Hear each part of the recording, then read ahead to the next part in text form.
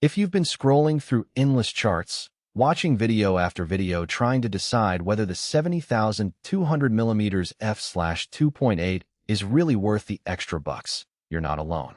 The market is flooded with native glass, third-party options, and a handful of lenses that promise the same fast telephoto vibe. Link is in the description if you want to check the product details on Amazon. In this review, I'm going to walk through the real-world moments that matter, point out the hidden trade-offs, and help you decide if the Sigma 70200mm F/2.8 Ignos for L mount actually earns its place in your bag. First off, let's talk about the kind of shooting you're likely to do with a lens like this. A constant f/2.8 aperture across a 130mm focal range makes it a workhorse for anything that needs a little breathing room. Wedding ceremonies where you're a few meters back from the altar, indoor concerts where the stage lights are your only illumination, and outdoor portraits where you want that creamy background blur without having to inch closer.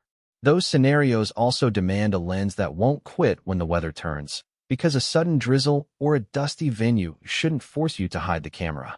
Sigma markets this lens as part of its sports line, and the engineering choices line up with that promise.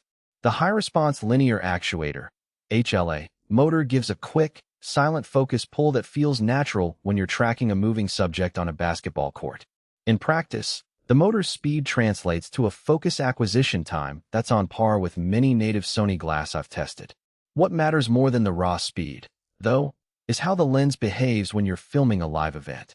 The HLA motor stays quiet enough that you can capture clean audio without a separate shotgun mic constantly fighting the lens's whine. Weather resistance is another practical advantage that only shows up when you're caught in a sudden downpour or when you're shooting in a dusty desert shoot. The dust and splash-resistant construction isn't just a badge on the barrel. The sealing around the focus ring and the rear mount actually prevents grit from getting inside the optics. I took the lens on a weekend hike where I brushed against low-lying brush and then later on a rainy street portrait session. The lens showed no signs of fogging or grit, and the focus remained buttery smooth the whole time. If you're the type who carries gear into unpredictable environments, that durability is a concrete money saver. Now, the upside of a fast, constant aperture is obvious in low-light situations. At f/2.8, you can keep shutter speeds high enough to freeze motion without pushing ISO to noisy levels. I shot a nighttime cityscape with handheld technique, using the lens at 200mm.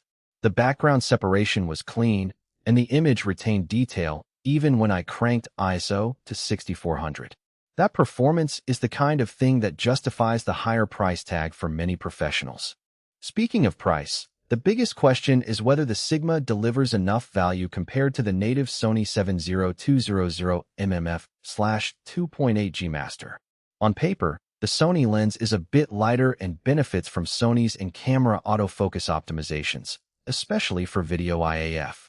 The Sigma, however, comes in at a lower price point and offers a comparable focal range, constant aperture, and optical stabilization, OS, that the Sony model lacks. If you already own a Sigma DG DN Trio, they're 2,470mm and 1,424mm. The three lenses share a consistent color and rendering style, which can simplify post-processing workflows. For someone building a full-frame mirrorless kit on an L-mount body, that uniformity is a real advantage. Who should buy it?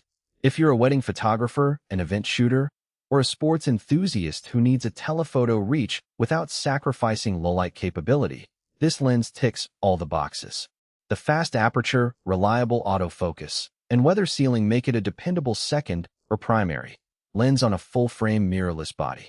It also pairs nicely with APS-C L-mount cameras because the 70,200mm still provides a flattering portrait perspective while delivering a tighter field of view for subject isolation. The rating on Amazon sits at 4.5 out of 5 from almost 200 reviewers, which suggests that most owners feel the lens meets or exceeds their expectations. Who might skip it? If you're primarily shooting on a crop sensor and you don't need the full 200mm reach, you could get a tighter, lighter 70,200mm that's specifically designed for APS-C bodies at a lower cost. Also, if your workflow leans heavily on Sony's latest IAF for video, you might notice the native Sony lens pulls the focus a fraction faster and integrates more seamlessly with the camera's tracking algorithms. Finally, if you're on a strict budget and can live with a slightly slower maximum aperture,